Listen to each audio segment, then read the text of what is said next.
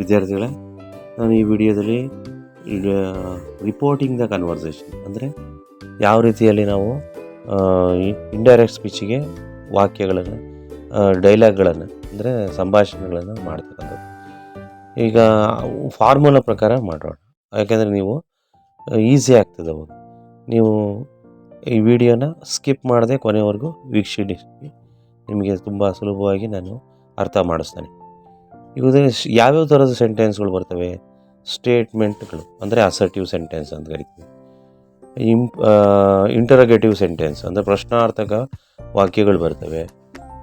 ಅಥವಾ imperative sentence ಅಂದರೆ order ಮಾಡ್ತಕ್ಕಂಥ ಬರ್ತಕ್ಕಂಥ ವಾಕ್ಯಗಳು. ಅಥವಾ ರಿಕ್ವೆಸ್ಟ್ ಮಾಡ್ತಕ್ಕಂಥ ವಾಕ್ಯಗಳು. ಈ ರೀತಿ ಎಕ್ಸ್ಕ್ಲಮೇಷನ್ ಆಶ್ಚರ್ಯ ಸೂಚಕ ವಾಕ್ಯಗಳು ಬರ್ತವೆ.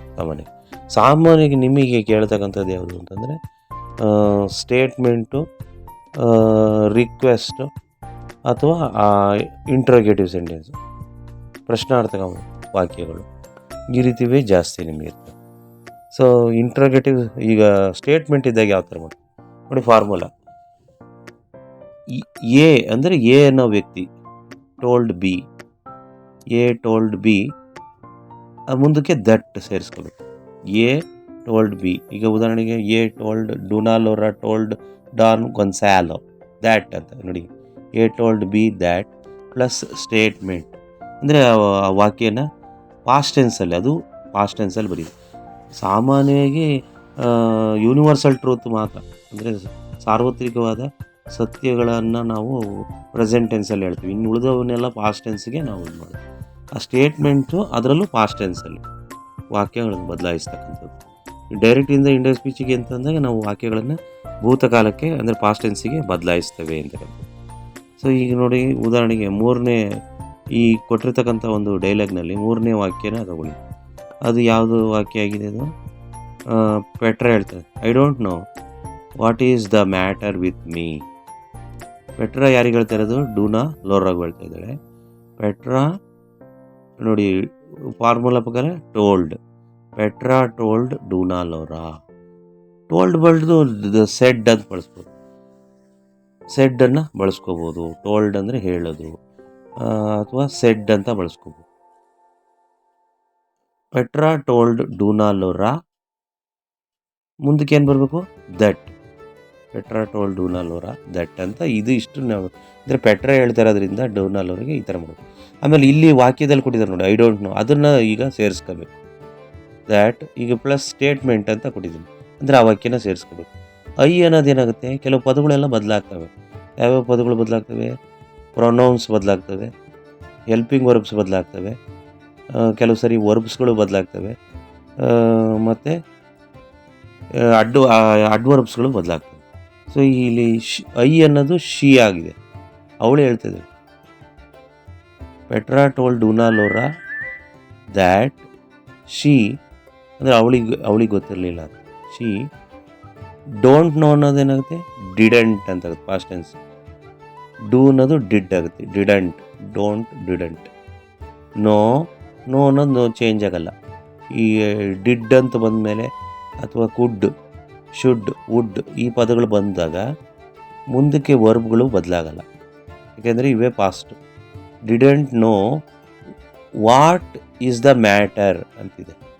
ವಾಟ್ ಈಸ್ ದ ಮ್ಯಾಟರ್ ಅನ್ನೋದು ಪ್ರಶ್ನೆ ಇದು. ಈ ಪ್ರಶ್ನೆನ ನಾವು ಮಾಮೂಲಿ ಸ್ಟೇಟ್ಮೆಂಟ್ ಆಗಿ ಮಾಡಬೇಕು. ಪ್ರಶ್ನೆ ರೂಪದಲ್ಲಿ ಹೇಳಿದ್ರೆ ಮತ್ತೆ ಕ್ವಶನ್ ಮಾರ್ಕ್ ಇದ್ದೇ ಉಳ್ಕೊಂಬಿಡುತ್ತೆ. ಅದನ್ನು ಹೋಗಬೇಕು ಅಂತಂದರೆ ನಾವು statement what is the matter ಅನ್ನೋದು ಬದಲು ವಾಟ್ ದ ಮ್ಯಾಟರ್ ಈಸ್ ಅನ್ನೋದಲ್ಲಿ ಕೊನೆಗೆ ಹಾಕೋಬೇಕು. ಮ್ಯಾಟರ್ ಆದಮೇಲೆ ತಗೋಬೇಕು. What the matter is with me ಅಂತ. ಅದನ್ನು ಪಾಸ್ಟ್ ಟೆನ್ಸಿಗೆ ಬದಲಾಯಿಸಿದ್ರೆ ವಾಟ್ ದ ಮ್ಯಾಟರ್ ವಾಸ್ ಅಂತಾಗುತ್ತೆ. ಈಸ್ ಅನ್ನೋದೇನಾಗುತ್ತೆ? What the matter was, is ಅನ್ನೋದು ವಾಸ್ ಆಗುತ್ತೆ. ವಿತ್ ಮೀ ಅನ್ನೋದು ವಿತ್ ಹರ್ ಅಂತಾಗುತ್ತೆ. ನನ್ನೊಡನೆ ಹರ್ ಅನ್ನೋದು.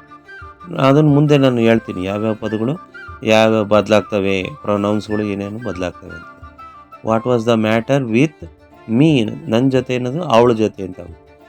ವಿತ್ ಹರ್, ಅವಳ ಜೊತೆ ಏನು ವಿಷಯ ಇತ್ತು ಅಂತ ಅವಳು ಕೇಳಿದ್ಲು ಅಂತ. ಈಗ ನೆಕ್ಸ್ಟು ಇದೇ ಥರ ನಾವು ಕ್ವಶನ್ ಇದ್ದಾಗ ಅಂದರೆ ಇಂಟ್ರೋಗೇಟಿವ್ ಸೆಂಟೆನ್ಸ್ ಇದ್ದಾಗ ನಾವು ಯಾವ ರೀತಿ ಮಾತಾಡೋದು. ಇಂಟ್ರೋಗೇಟಿವ್ ಸೆಂಟೆನ್ಸ್ ಅಂದರೆ ಪ್ರಶ್ನಾರ್ಥಕವಾದ. ಇಲ್ಲಿ ನಾವು ಇನ್ನೊಂದು ವಾಕ್ಯ ತಗೊಳ್ಳೋಣ. ಇಂಟ್ರೋಗೇಟಿವ್ ಸೆಂಟೆನ್ಸ್ ಇದೆ ನೋಡಿ, ಮೊದಲನೇ ವಾಕ್ಯ ಅದೇನಿದೆ, ಅದಕ್ಕೆ ಫಾರ್ಮುಲಾ ಫಸ್ಟ್ ಏನು ಮಾಡೋದು, ಎ ಆಸ್ಕ್ಡ್ ಬಿ ಅಂದರೆ ಎ ಅನ್ನೋ ವ್ಯಕ್ತಿ ಬಿಗೆ ಕೇಳ್ತಾ ಇದ್ದಾನೆ. ಆಸ್ಕ್ಡ್ ಅಂತ ತಗೋಬೋದು, ಇಲ್ಲ ಎನ್ಕ್ವೈರ್ಡ್ ಅಂತ ಹೇಳ್ಬೋದು. ಎನ್ಕ್ವೈರ್ಡ್ ಅಂದರೆ ಪ್ರಶ್ನಿಸು, ಪೊಲೀಸರು ಪ್ರಶ್ನಿಸ್ತಾರಲ್ಲ ಆದ ಎನ್ಕ್ವೈರ್ಡ್. ಎ ಆಸ್ಕ್ಡ್ ಬಿ, ಅದಕ್ಕೆ ಪ್ಲಸ್ ಅಂತ ಕೊಟ್ಟಿದ್ದೀನಿ, ಅಂದರೆ ಸೇರಿಸ್ಕೋಬೇಕು. ಏನು ಅಲ್ಲಿ ಇರ್ತಕ್ಕಂಥ ಡೈಲಾಗ್ ಅಂದರೆ WH ಕ್ವಶನ್ ಆಗಿರುತ್ತೆ, ಅಂದರೆ ಆ WH ಕ್ವಶನ್ನ ಸೇರಿಸ್ಕೋಬೇಕು. ಅಲ್ಲಿ ಎಲ್ಪಿಂಗ್ ವರ್ಬ್ ಮಾತ್ರ ಬದಲಾವಣೆ ಮಾಡಬೇಕಾಗುತ್ತೆ, ಅಂದರೆ ಅದರ ಜಾಗವನ್ನು ಬದಲಾವಣೆ. WH ಕ್ವಶನ್ ಅಂದರೆ ವಾಟ್, ವಿಚ್, ವೇರ್, ವೈ ಅಂತ ಈ ಥರದ ಪ್ರಶ್ನೆಗಳಿರ್ತಾವಲ್ಲ ಅವನ್ನ WH ಕ್ವಶನ್ಗಳಂತ ಹೇಳ್ತಾರೆ. ಈಗ ನೋಡಿ ಅಲ್ಲಿ ಇರ್ತಕ್ಕಂಥ ವಾಕ್ಯ, ಮೊದಲನೇ ವಾಕ್ಯ ತಗೊಳ್ಳೋಣ. ಪೆಟ್ರಾ ಹೇಳ್ತಾ ಇದ್ದಾಳೆ, ವಾಟ್ ಡಸ್ ಸೆನೋರಾ ವಿಶ್ ಅಂದರೆ ಸೆನೋರಾ ಏನನ್ನು ಬಯಸ್ತಾರೆ ಅಂತ. ಅಂದರೆ ಮೇಡಮ್, ಸೆನೋರನ್ನು ಮೇಡಮ್ ಅವ್ರ ಭಾಷೆಯಲ್ಲಿ, ಸ್ಪ್ಯಾನಿಷ್ ಭಾಷೆಯಲ್ಲಿ. ಇಲ್ಲಿ ಪೆಟ್ರಾ ಕೇಳ್ತಾ ಇರೋದು, ಹಾಗಾಗಿ ನಾವೇನು ಮಾಡ್ತೀವಿ ಇಲ್ಲಿ ಫಾರ್ಮುಲಾ ಪ್ರಕಾರ ಎ ಆಸ್ಕ್ಡ್ ಬಿ ಅಂದರೆ ಎ ಅಂದರೆ ಯಾರು ಇಲ್ಲಿ ಪೆಟ್ರಾ ಆಸ್ಕ್ಡ್, ಬಿ ಅಂದರೆ ಡೂನಾಲೋರ, ಆಸ್ಕ್ಡ್ ಡೂನಾಲೋರ. WH ಕ್ವಶನ್ ಸೇರಿಸ್ಕೊಂಡ್ರೆ ವಾಟ್, ಇಲ್ಲಿರೋ ಡೈಲಾಗನ್ನು ಸೇರ್ತಾರೆ ವಾಟ್. ಇಲ್ಲೇನು ಇದಕ್ಕೆ ಸೇರ್ಸಂಗಿಲ್ಲ, ದಟ್ ಅನ್ನೋದು ಬರೋಲ್ಲ WH ಕ್ವಶನ್ ಇದ್ದಾಗ, ಅಥವಾ ಆ ಕ್ವಶನ್ಸ್ಗಳು ನಾವು ಇದು ಮಾಡಬೇಕಾದಾಗ ದಟ್ ಸೇರಿಸೋದಿಲ್ಲ. ಅದರ ಬದಲು ಇರೋ ವಾಕ್ಯವನ್ನೇ ಸೇರಿಸ್ಕೊಂತೀವಿ. ಅದು ಎಸ್ ಆರ್ನ ಪ್ರಶ್ನೆ ಇದ್ದರೆ ಮಾತ್ರ ಇಫ್ ಸೇರಿಸ್ಕೊತೀವಿ. ಇಲ್ಲಿ ವಾಟ್ ಅಂತಿದೆ, ವಾಟನ್ನೇ ಸೇರಿಸ್ಕೊಳ್ಳಿ. ವಿಚ್ ಅಂತಿದ್ರೆ ವಿಚ್ಚನ್ನೇ ಸೇರಿಸ್ಕೊಳ್ಳಿ. ಹಂಗೆ WH ಕ್ವಶನ್ ಇದ್ದಾಗ ಏನನ್ನೂ ಸೇರಿಸ್ಕೊಳ್ಳಲ್ಲ, ಡೈರೆಕ್ಟಾಗಿ ಪ್ರಶ್ನೆಯೇ ಸೇರಿಸ್ಕೊಳ್ತೀವಿ. ವಾಟ್ ಡಸ್ ಅನ್ನೋದು, ಈಗ ವಿಶ್ ಅನ್ನೋದನ್ನು ಇಲ್ಲಿ ವಿಶ್ಡ್ ಅಂತ ಮಾಡ್ತೀವಿ, ಅವಾಗ ಡಸ್ ಅನ್ನೋದೇನು ಬೇಕಾ ಅಲ್ಲ. ವಾಟ್ ಸೆನೋರಾ ಅನ್ನೋದು ಶಿ ಅಂತ ತಗೊಳ್ಳೋದು, ಅವಳು ಅಂತ ಹಾಕೊಳ್ಳೋದು. ವಾಟ್ ಶಿ ವಿಶ್ಡ್ ಅಂತ ಹೇಳ್ಬೋದು. What she wish, Petra asked Dona Lora what she wished ಅಂತ ಮಾಡಿ. ಮತ್ತು ಉಳಿದಿದ್ದ ವಾಕ್ಯಗಳನ್ನು ಮಾಡೋಣ. ಡೂನಾಲೋರ ಹೇಳ್ತಾ ಇದ್ದಾಳೆ, give me your bread crumbs ಅಂದರೆ ಕೇಳ್ತಾ ಇದ್ದಾಳೆ ಅವಳು, ಕೊಡು ಬ್ರೆಡ್ಡು.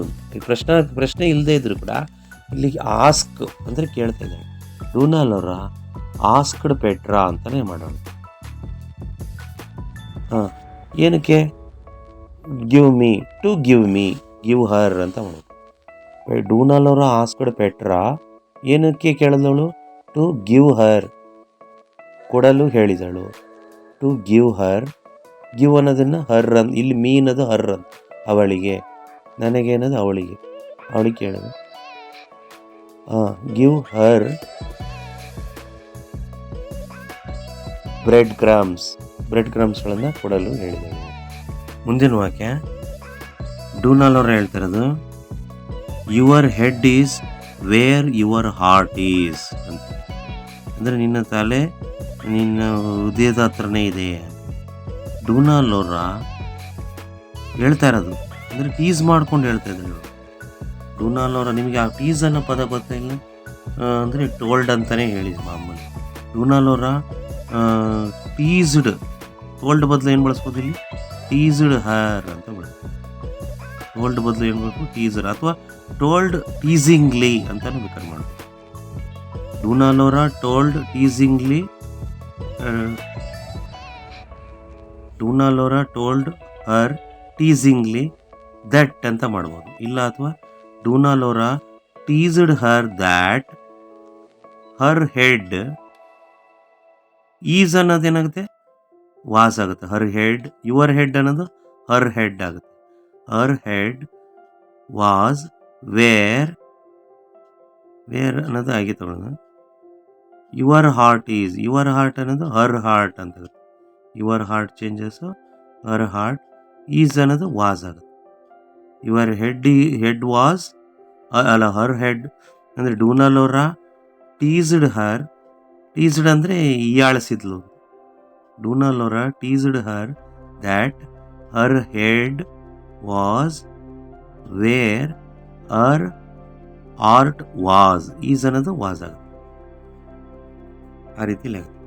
ಮತ್ತು ಈ ಥರ ನಾವು ಡೈರೆಕ್ಟ್ ಇಂದ ಇಂಡೈರೆಕ್ಟ್ ಸ್ಪೀಚಿಗೆ ಮಾಡಬೇಕಾದ್ರೆ ಯಾವ್ಯಾವ ಪದಗಳು ಬದಲಾಗ್ತವೆ ಅಂತ ನಾನು ಆಲ್ರೆಡಿ ಹೇಳಿದ್ದೀನಿ.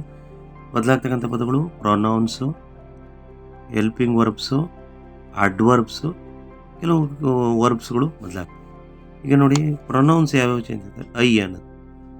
ಐ ಅನ್ನೋದು ನಿಮಗೆ ಡೈರೆಕ್ಟ್ ಸ್ಪೀಚಲ್ಲಿದ್ದರೆ ಅದು ಹಿ ಅಥವಾ ಶಿ ಅಂತ ಬದಲಾಗುತ್ತೆ. ಐ ಅನ್ನೋದು ಏನಾಗುತ್ತೆ, ಐ ಅಂದರೆ ನಾನು, ಅದೇನಂತ ಆಗುತ್ತೆ, ಹಿ ಅವನು ಅಥವಾ ಶಿ ಅವಳು ಅಂತ ಆಗುತ್ತೆ. ಮೈ ಅಂದರೆ ನನ್ನ ಅಂತ ಇದ್ದಿದ್ದು ಏನಾಗುತ್ತೆ, ಹಿಸ್ ಅಂದರೆ ಅವನ ಅಂತ ಆಗುತ್ತೆ, ಅಥವಾ ಹರ್ ಅಂತ ಅವಳ ಅಂತ ಆಗುತ್ತೆ. ಮೀ ನನಗೆ, ನನ್ನನ್ನು, ನನ್ನಿಂದ, ನನಗಾಗಿ ಅಂತ ಹೇಳಾಗುತ್ತೆ. ಮೀ ಅನ್ನೋದು ಏನಾಗುತ್ತೆ, ಹಿಮ್ ಅಂತ ಆಗುತ್ತೆ. ಅವನಿಗೆ, ಅವನನ್ನು, ಅವಳಿಂದ, ಅವಳಿಗಾಗಿ, ಅಲ್ಲ ಅವನಿಗೆ, ಅವನನ್ನು, ಅವನಿಂದ. ಹರ್ ಅನ್ನೋದು ಅವಳಿಗೆ, ಅವಳಿಗೆ, ಅವಳನ್ನು, ಅವಳಿಂದ, ಅವಳಿಗಾಗಿ, ಈ ರೀತಿಯಲ್ಲಿ ಬದಲಾಗುತ್ತೆ. ಮೈನ್ ನನ್ನದು ಅನ್ನೋದು, ನನ್ನದು ಅಂದರೆ ಅವನದು ಅಂತಾಗುತ್ತೆ, ಹಿಸ್ ಅಂತ, ಅಥವಾ ಹರ್ಸ್ ಅಂತ, ಅವಳದು ಅಂತ. ಮೈ ಸೆಲ್ಫ್ ಅಂದರೆ ನಾನೇ, ಮೈ ಸೆಲ್ಫ್ ಅನ್ನೋದು ಹಿಮ್ಸೆಲ್ಫ್ ಅವನೇ ಅಂತಾಗುತ್ತೆ, ಅಥವಾ ಹರ್ ಸೆಲ್ಫ್ ಅವಳೇ ಅಂತಾಗುತ್ತೆ. ಯು ಅನ್ನೋದು ಸಬ್ಜೆಕ್ಟಲ್ಲಿದ್ದರೆ ಯು ಅಂದರೆ ನೀನು, ಈ ಅಂತಾಗುತ್ತೆ ಸಬ್ಜೆಕ್ಟಲ್ಲಿ ಬಂದರೆ, ಅಂದರೆ ಮೊದಲಿಗೆ ಬಂದಿದ್ದೆ ಈ ಅಂತಾಗುತ್ತೆ ಅವನು, ಶಿ ಅಂದರೆ ಅವಳು, ದೇ ಅಂದರೆ ಅದು ಅಲ್ಲ ಅವರು ಅಂತಾಗುತ್ತೆ. ಯು ಅನ್ನೋದು ಆಬ್ಜೆಕ್ಟಲ್ಲಿದ್ದರೆ, ಅಂದರೆ ಸೆಂಟೆನ್ಸ್ನ ಕೊನೆ ಭಾಗದಲ್ಲಿದ್ದರೆ. ಹಿಮ್, ಯು ಅಂದರೆ ನೀನು ಅನ್ನೋದು, ನಿನಗೆ ಅನ್ನೋದು ಅವನಿಗೆ ಅಂತ, ಹಿಮ್ ಅವನಿಗೆ ಅಂತ, ನಿನಗೆ ಅನ್ನೋದು ಅವನಿಗೆ. ಹರ್ ಅಂದರೆ ಅಥವಾ ಅವಳಿಗೆ ಅಂತಾಗುತ್ತೆ. ದೆಮ್ ನಿಮಗೆ, ಯು ಅನ್ನೋದು ನಿಮಗೆ ಅಂತಲೂ ಅರ್ಥ ಕೊಡುತ್ತೆ, ಹಾಗಾಗಿ ದೆಮ್ ಅವರಿಗೆ ಅಂತ. ಯುವರ್ ಅನ್ನೋದು ನಿನ್ನ ಅನ್ನೋದು ಹಿಸ್ ಅಂತ, ಅವನ ಅಂತ. ಹರ್ ಅಂತ ಆಗುತ್ತೆ, ಅಥವಾ ದೆರ್ಸ್ ಅಂತ, ಅವರದು ಅಂತಾಗುತ್ತೆ. ಯುವರ್ ಸೆಲ್ಫ್ ಅಂತಿದ್ರೆ ನೀನೇ ಅಂತೇಳಿ, ನೀನೇ ಅನ್ನೋದು ಹಿಮ್ಸೆಲ್ಫ್ ಅಂತ, ಅವನೇ ಅಂತಾಗುತ್ತೆ, ಅಥವಾ ಹರ್ ಸೆಲ್ಫ್ ಅವಳೇ ಅಂತಾಗುತ್ತೆ. ವಿ ಅಂದರೆ ನಾವು ಅನ್ನೋದೇನಾಗುತ್ತೆ, ದೇ ಅಂತಾಗುತ್ತೆ. ಇಂಡೈರೆಕ್ಟ್ ಸ್ಪೀಚಲ್ಲಿ ದೇ ಆಗುತ್ತೆ, ಅವರು ಅಂತ. ಅವರ್ ಅಂದರೆ ನಮ್ಮ, ಅದು ಇಂಡೈರೆಕ್ಟ್ ಸ್ಪೀಚಿಗೆ ದೆರ್ ಅವರ ಅಂತಾಗುತ್ತೆ. ಅಸ್ ಅಂದರೆ ನಮಗೆ, ನಮ್ಮನ್ನು, ನಮ್ಮಿಂದ ಅಂತಾಗುತ್ತೆ. ದೆಮ್ ಅಂದರೆ ಅವರಿಗೆ, ಅವರನ್ನು, ಅವರಿಂದ ಅಂತಾಗುತ್ತೆ, ದೆಮ್ ಅಂತಾಗುತ್ತೆ. ಅವರ್ಸ್ ಅಂದರೆ ನಮ್ಮದು ಅಂತ. ದೆರ್ಸ್ ಅಂತ ಅವರದು ಅಂತಾಗುತ್ತೆ, ನಮ್ಮದು ಅನ್ನೋದು ಅವರದು. ಅವರ್ ಸೆಲ್ವ್ಸ್ ಅಂತ ಬರ್ತದೆ, ನಾವೇ ಅಂತ. ದೆಮ್ಸೆಲ್ವ್ಸ್ ಅಂತ ಆಗುತ್ತೆ, ಅವರ್ ಸೆಲ್ವ್ಸ್ ಅನ್ನೋದು ದೆಮ್ಸೆಲ್ವ್ಸ್ ಅಂತ ಆಗುತ್ತೆ. ಸೊ ಈ ರೀತಿಯಲ್ಲಿ ಪದಗಳು ಬದಲಾಗ್ತವೆ. ಅಥವಾ ಯಾವ್ಯಾವ ಈ ರಿಪೋರ್ಟಿಂಗ್ ವರ್ಬ್ಸ್ಗಳನ್ನು ಬಳಸ್ತೇವೆ ಅಂದರೆ, ರಿಪೋರ್ಟಿಂಗ್ ವರ್ಬ್ ಈಗ ಉದಾಹರಣೆ ಟೋಲ್ಡ್ ಅಂತ ಹೇಳ್ತೀವಿ, ಅಥವಾ ಸೆಡ್ ಅಂತ ಬಳಸ್ತೀವಿ. ಇವೆಲ್ಲ ರಿಪೋರ್ಟಿಂಗ್ ವರ್ಬ್ಸ್. ಈ ಟೋಲ್ಡ್ ಅಂದರೆ ಸಾಮಾನ್ಯ ಸ್ಟೇಟ್ಮೆಂಟ್ ಬಂದಾಗ ಟೋಲ್ಡ್ ಅಥವಾ ಸೆಡ್ ಅಂತ ಬಳಸ್ತೀವಿ. ಪ್ರಶ್ನಾರ್ಥಕ ವಾಕ್ಯವಾಗಿದ್ದರೆ ಆಸ್ಕ್ಡ್ ಅಂತ, ಕೇಳಿದರು. ಟೋಲ್ಡ್ ಅಂದರೆ ಹೇಳಿದನು, ಸೆಡ್ ಅಂದರೂ ಕೂಡ ಹೇಳಿದರು. ಆಸ್ಕ್ಡ್ ಅಂದರೆ ಕೇಳಿದರು ಅಥವಾ ಕೇಳಿದನು, ಕೇಳಿದಳು. ರಿಪ್ಲೈಡ್ ಅಂದರೆ ಉತ್ತರಿಸಿದರು, ಅಂದರೆ ಯಾವ್ದಾದ್ರು ಪ್ರಶ್ನೆ ನೆಕ್ಸ್ಟ್ ಇದ್ದರೆ ಉತ್ತರಿಸಿರ್ತಾರೆ, ರಿಪ್ಲೈಡ್ ಅಂತ ಬರೀಬೋದು, ಅಥವಾ ಆನ್ಸರ್ಡ್ ಅಂತ ಬರೀಬೋದು, ಉತ್ತರಿಸಿದರು. ಆ್ಯಡೆಡ್ ಅಂದರೆ ಸೇರಿಸಿದರು. ಇಂಥ ಪದವು ರಿಪೋರ್ಟಿಂಗ್ ವರ್ಬ್ಸ್ಗಳನ್ನು ನಾವು ಇಂಡೈರೆಕ್ಟ್ ಮಾಡಬೇಕಾದ್ರೆ ಬಳಸ್ತೇವೆ. ಎಕ್ಸ್ಕ್ಲೈಮ್ ಅಂದರೆ ಆಶ್ಚರ್ಯ ವ್ಯಕ್ತಪಡಿಸಿದರು. ಆ್ಯಡೆಡ್ ಸೇರಿಸಿದರು. ಕನ್ಫರ್ಮ್ಡ್ ಅಂದರೆ ದೃಢಪಡಿಸಿದರು. ಸ್ಟೇಟೆಡ್ ಹೇಳಿಕೆ ಕೊಟ್ಟರು. ಎನ್ಕ್ವೈರ್ಡ್ ಅಂದರೆ ಪ್ರಶ್ನಿಸಿದರು. ಆಸ್ಕ್ಡ್ ಬದಲು ನಾವು ಎನ್ಕ್ವೈರ್ಡ್ ಬಳಸ್ತೀವಿ, ಪ್ರಶ್ನಿಸಿದರು. ರಿಕ್ವೆಸ್ಟೆಡ್ ಅಂದರೆ ಈ ವಿನಂತಿ ಮಾಡ್ಕೊಳ್ಳೋದಾದರೆ ರಿಕ್ವೆಸ್ಟೆಡ್, ವಿನಂತಿ ಮಾಡಿ. ಆರ್ಡರ್ಡ್ ಅಂದರೆ ಆಜ್ಞೆ ಮಾಡಿದರು. ವಂಡರ್ಡ್ ಅಂದರೆ ಆಶ್ಚರ್ಯ ವ್ಯಕ್ತಪಡಿಸಿದರು. ರಿಫ್ಯೂಸ್ಡ್ ಅಂದರೆ ತಿರಸ್ಕರಿಸಿದರು. ಅಡ್ಮಿಟೆಡ್ ಒಪ್ಪಿಕೊಂಡ್ರು. ಇನ್ಫಾರ್ಮ್ಡ್ ಅಂದರೆ ತಿಳಿಸೋದು, ಇನ್ನೊಬ್ಬರಿಗೆ ಇನ್ಫಾರ್ಮೇಷನ್ ತಿಳಿಸೋದು, ಇನ್ಫಾರ್ಮ್ಡ್. ಅನೌನ್ಸ್ಡ್ ಅಂದರೆ ಘೋಷಿಸಿದರು. ಕಂಪ್ಲೇಂಟ್ ಅಂದರೆ ಆರೋಪಿಸಿದರು. ಥ್ಯಾಂಕ್ಡ್, ಇದು ಸಾಮಾನ್ಯ ಬರ್ತವೆ, ಥ್ಯಾಂಕ್ಡ್ ಅಂದರೆ ಧನ್ಯವಾದ ಹೇಳಿದರು. ಅಡ್ಮೈರ್ಡ್ ಅಂದರೆ ಮೆಚ್ಚುಗೆ ವ್ಯಕ್ತಪಡಿಸಿದರು. ಪ್ಲೀಡೆಡ್ ಅಂದರೆ ಮನವಿ ಮಾಡಿಕೊಂಡರು. ಈ ರೀತಿಯ ಹಲವಾರು ಪದಗಳು ಬರ್ತವೆ, ನಾನು ಕೆಲವು ಮಾತ್ರ ಇಲ್ಲಿ ಹೆಸರಿಸಿದ್ದೇನೆ. ಈ ರೀತಿಯಲ್ಲಿ ನಾವು ಇಂಡೈರೆಕ್ಟ್ ಸ್ಪೀಚಿಗೆ ಮಾಡಬೇಕಾದ್ರೆ ನಾವು ಈ ಥರ ಪದಗಳನ್ನು ನಾವು ಬಳಸ್ಕೊಳ್ತೇವೆ. ಇನ್ನೊಂದು ಇಲ್ಲಿ ಸ್ಟೇಟ್ಮೆಂಟ್ ಇದೆ ನೋಡಿ, ಅಂದರೆ ಕನ್ವರ್ಸೇಷನ್ ಇದೆ. ಆ ಕನ್ವರ್ಸೇಷನ್ನ ನೋಡಿ, ಅದರಲ್ಲಿ ಸನಿ ಮಾರ್ನಿಂಗ್ದು ಡಾನ್ ಗೊನ್ಸಾಲ ಹೇಳ್ತಾ ಇದ್ದಾರೆ, I am fond of good verses. I composed some in my youth ಅಂತ ಹೇಳಿ. ಡಾನ್ ಗೊನ್ಸಾಲೋ ಹೇಳ್ತಾ ಇರೋದು, ಹಾಗಾಗಿ ಅಂದರೆ ಟೋಲ್ಡ್ ಅಂತ ಬಳಸಿ. ಡೂನಾಲೋರ ಇದು ಸ್ಟೇಟ್ಮೆಂಟ್ ಆಗಿರೋದ್ರಿಂದ ಡಾನ್ ಗೊನ್ಸಾಲೋ ಟೋಲ್ಡ್ ಡೂನಾಲೋರ ದ್ಯಾಟ್ ಅಂತ ಹೇಳಿ. ದಟ್ ಐ ಅನ್ನೋದು ಏನಾಗುತ್ತೆ, ನಾನು ಅನ್ನೋದು ಅವನು ಅಂತಾಗುತ್ತೆ. ಹಿ ಅಂತಾಗುತ್ತೆ, ನಾನು ಹಿ. ಆ್ಯಮ್ ಅನ್ನೋದು ವಾಸ್ ಆಗುತ್ತೆ, he was fond of good verses ಅಂತ. Don Gonzalo told Dona Lora that he was fond of good verses. ಇನ್ನೊಂದು ವಾಕ್ಯ ಇದೆ, ಹಾಗಾಗಿ ಮೊದಲನೇ ವಾಕ್ಯ ಟೋಲ್ಡ್ ಅಂತ ಬಳಸಿ ಸಾಮಾನ್ಯ. ಯಾಕೆಂದರೆ ಕನ್ವರ್ಸೇಷನ್ ಪ್ರಾರಂಭ ಮಾಡಬೇಕಾದ್ರೆ ಟೋಲ್ಡ್ ಬಳಸಿ. ಯಾರು ಯಾರಿಗೆ ಹೇಳಿದ್ರು ಅನ್ನೋದು ಮೊದಲಿಗೆ ಗೊತ್ತಾಗುತ್ತೆ. ಆಮೇಲೆ ಎರಡನೇ ವಾಕ್ಯದಲ್ಲೇನು ಯಾರು ಯಾರಿಗೆ ಹೇಳಿದ್ರು ಅಂತ ಏನು ಹೇಳೋ ಅನಿವಾರ್ಯತೆ ಏನಿರಲ್ಲ. ಈಗ ನೆಕ್ಸ್ಟ್ ವಾಕ್ಯನು ಅವನು ಹೇಳಿದ್ರು ಅಂತ ಹೇಳ್ಬಾರ್ದು. ಈಗ ಈ ಆಲ್ಸೋ ಸೆಡ್ ದ್ಯಾಟ್, ಈ ಅಂದರೆ ಯಾರು ಇಲ್ಲಿ ಡಾನ್ ಗೊನ್ಸಾಲೋ. ಈ ಆಲ್ಸೋ ಸೆಡ್ ದ್ಯಾಟ್. ಎರಡನೇ ವಾಕ್ಯ ಏನಂತ ಹೇಳಿದ್ದಾರೆ, I composed some in my youth ಅಂತ ಹೇಳಿದ್ದಾರೆ. ಈ ಆಲ್ಸೋ ಸೆಡ್ ದ್ಯಾಟ್, ನೋಡಿ ಇಲ್ಲಿ ಸೆಡ್ ಬಳಸಿದ್ದೀನಿ ನಾನು, ಟೋಲ್ಡ್ ಬದಲು ಸೆಡ್ ಬಳಸ್ಬೋದು. ಮೊದಲನೇ ವಾಕ್ಯದಲ್ಲಿ ಟೋಲ್ಡ್ ಅಂತ ಬೆಳೆದಾಗ ನೀವು ಯಾರಿಗೆ ಹೇಳಿದ್ರು ಅಂತ ಹೇಳ್ಬೇಕಾಗ್ತದೆ. ಈ ಆಲ್ಸೋ ಸೆಡ್ ದ್ಯಾಟ್ ಅಂತ ಸೇರಿಸೋದು. ಈ ಆಲ್ಸೋ ಸೆಡ್ ದ್ಯಾಟ್, ಐ ಅಂದರೆ ಹಿ, ನೋಡಿ ಇಲ್ಲಿ ಸೇರಿಸ್ಕೋಬೇಕೀಗ. ಐ ಕಂಪೋಸ್ಡ್ ಅನ್ನೋದು, ಐ ಅನ್ನೋದು ಹಿ ಆಗುತ್ತೆ. He also said that he composed ಅನ್ನೋದು ಹ್ಯಾಡ್ ಕಂಪೋಸ್ಡ್ ಅಂತ. ಈ ಹ್ಯಾಡ್ ಕಂಪೋಸ್ಡ್ ಪಾಸ್ಟ್ ಟೆನ್ಸಿಗೆ ಚೇಂಜ್ ಮಾಡಬೇಕು. ಇದು ಪಾಸ್ಟ್ ಟೆನ್ಸಲ್ಲಿದೆ, ಅದು ಇನ್ನೂ ಪರ್ಫೆಕ್ಟ್ ಆಗುತ್ತೆ. He had composed some in my ಅಂದರೆ ಹಿಸ್ ಅಂತ, ಹಿಸ್ ಯೂತ್ ಅಂತ. In his he also said that he had composed some in his youth ಅಂತ ಹೇಳಿ. ನೆಕ್ಸ್ಟ್ ಡೂನಾಲೋರ ಹೇಳ್ತಾ ಇದ್ದಾಳೆ, ವರ್ ದೇ ಗುಡ್ ಒನ್. ಇದು ಎಸ್ ಆರ್ ನೋ ಕ್ವಶನ್ ಆಗಿರೋದ್ರಿಂದ ಇದು ಫಾರ್ಮುಲಾ ಹೇಳ್ತೀನಿ ನೋಡಿ. ಎ ಆಸ್ಕ್ಡ್ ಬಿ ಅಂತ ಮಾಡಬೇಕು, ಅಂದರೆ ಏನೋ ವ್ಯಕ್ತಿ ಬಿ ಕೇಳ್ತಾ ಇದೆ, ಪ್ಲಸ್ ಇಫ್ ಅಂತ ಹೇಳ್ಬೇಕು. ಯಾಕೆಂದರೆ ಎಸ್ ಆರ್ ನೋ ಪ್ರಶ್ನೆ ಒಂದು ರೀತಿ ಹೌದಾ ಅಲ್ವಾ ಅಂತಕ್ಕಂಥ ಒಂದು ರೀತಿಯ ಅನುಮಾನದ ರೀತಿಯಲ್ಲಿ ವ್ಯಕ್ತಪಡಿಸ್ತಕ್ಕಂಥದ್ದು. ಅಂದರೆ ಇಫ್ ಅಂತ ಸೇರಿಸ್ಕೊಳ್ಳಿ, ಒಂದು ವೇಳೆ ಅನ್ನೋ ಪದ, ಪ್ಲಸ್ ಎಸ್ ಆರ್ ನೋ ಕ್ವಶನನ್ನು ಸೇರಿಸ್ಕೊಳ್ಳಿ.